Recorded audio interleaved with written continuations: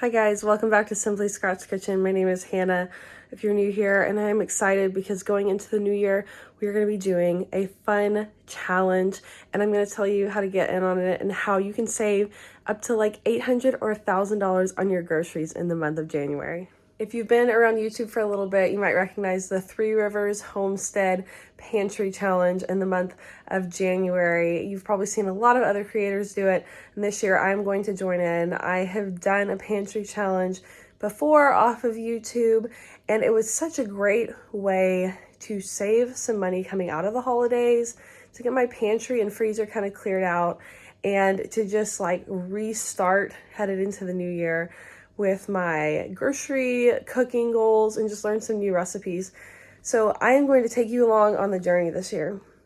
I would love to have you join me doing the pantry challenge. So I'm going to share sort of my rules or some like generic rules for the pantry challenge if you would like to join as well. But remember, this is totally customizable to you and your family because, right, we're not all massive homesteaders that have lots of milk and meat and eggs on our property. So we're all going to do it a little bit differently. I'm going to share with you how I'm doing it, and hopefully you can get some inspiration and join in as well. Obviously, the first goal of a pantry challenge is to use up what is in your pantry. And so that's going to be what everything centers around in these videos. And part of the reason I wanted to do this is because you've probably heard in my other videos, I'm pregnant, I got through the first trimester. I've had a lot of kids and other people rifling through the pantry. So my pantry is sort of disorganized. I don't remember everything that's in here, but obviously we are stocked. And sometimes you get these items in the back of your pantry that you have and they sound good, but you're like, what do I do with that? And a pantry challenge really forces you to get creative and use what you have and figure out new interesting ways to use different ingredients. I have lots of bulk grains and beans from places like Azure Standard. I've got einkorn, but I've also got lots of hard white wheat as well. Lots of beans, oats, things like that I want to use because sometimes when we get busy, we're just not prepping this type of food to eat. So I want to get through a lot of this. I obviously don't want it to spoil. Obviously, I won't just be using stuff that's in my pantry. I'm going to be using the things at the bottom of my freezer, things that maybe I put away from gardening season. I have probably 20 or 30 pounds of tomatoes in my freezer that either need to be canned up or used in recipes. One of my other big goals for this pantry challenge is to clear out some of the space in my freezer heading into gardening season. So I have plenty of room to preserve that new food that's coming in, making sure obviously that I don't waste anything from last season. But I'm also planning to do a big series of postpartum meal prep for myself headed into the spring. And so I need a lot of space in my freezer for that as well. So getting all of that cleared out is going to give me the space that I need. So the first rule I'm going to be following is I'm not going to be doing big grocery shopping trips every week all month long. Here's what I'm going to do instead. I'm going to give myself about $40 per week to go and round out some things at the grocery store that I need for meals that I already have in my house.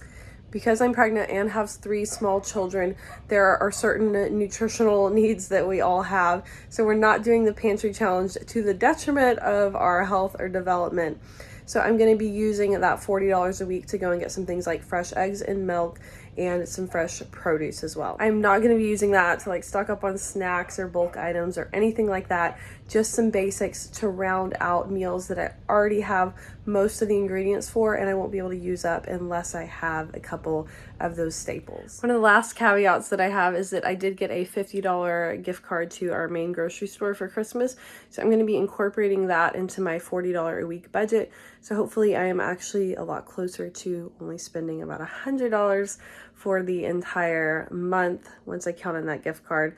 So at some point you may see me use that instead, but I'm still aiming for that $40 a week budget. If you want to join me, I'm going to give you a couple tips of things that I'm going to do to help make this challenge go a little bit smoother and try to reduce any like hiccups I have in the middle of the month. And also just, we don't want to spend all of our time food prepping. So I'm going to show you a few things that are going to make it go a little faster. For starters, I am going to get these pantries organized so that I can tell what is in here. For example, I was about to go out and get some more yeast because I thought I'm not going to be able to make it through a pantry challenge month without yeast. And as soon as I started organizing, I found a whole package of yeast in my pantry.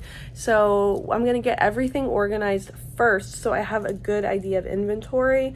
So I'm not fishing rushing around every single day looking for this type of food to make a meal. I just want to have a good sense of what I already have in here and also get rid of anything that maybe is done. I'm gonna do the same thing with my freezer as well. It's gonna be kind of hard to show you that because it's just like a deep freeze, but I'm gonna go through and try to check everything that's on the bottom, anything that might be close to expiring, and just get a good inventory of my meat as well, so I have a good sense of what I can make throughout the month. Another thing I'm going to do is pre-grind some of my grains. Now, if you've used whole grains before, you know that the nutrition is really in grinding it fresh and baking it fresh, but that can be really challenging some days. So I am going to grind probably like once a week and then put it in the freezer. That'll save most of the nutritional value. And I have like a smaller grinder. I don't have a big Nutri-Mill. I have the one that goes on my KitchenAid, and so I am going to just do a little bit at a time so I have it throughout the week and hopefully can get through a lot of this by the end of the month. The last thing I'd recommend to you is to kind of start out a little bit doing like a little more legwork, because you don't want to get fatigued towards the end of the month. So my plan is to sort of start off not just using my ground beef and spaghetti sauce and spaghetti, because I don't want it to get really, really challenging at the end of the month and not still have something kind of quick and easy I can put together.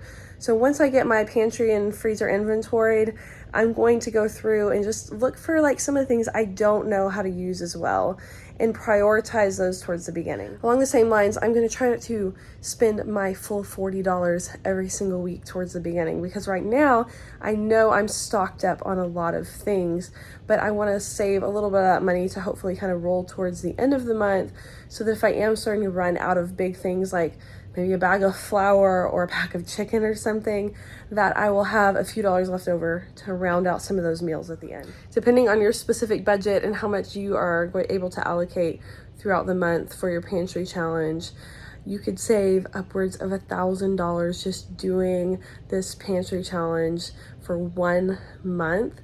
It's not as painful as it sounds, and it can honestly give you some really creative ideas for meals you would not normally eat or make or even think of a recipe for. So it can be a really, really fun way to expand like your cooking repertoire, but also to save a ton of money, and that feels so good heading into the new year and out of the holidays. I'll be linking this with the Three Rivers Homestead hashtag below, so be sure to check them out. They have been doing this for years and have given me so much inspiration. But also, I'd love to have you follow along here, subscribe, and just kind of give me some encouragement and accountability throughout the month. And let me know down in the comments below if you're going to join me, maybe what your rules are going to be for you and what your goals are with your pantry challenge. Thank you so much for being here, and I will see you in the next video. Bye-bye.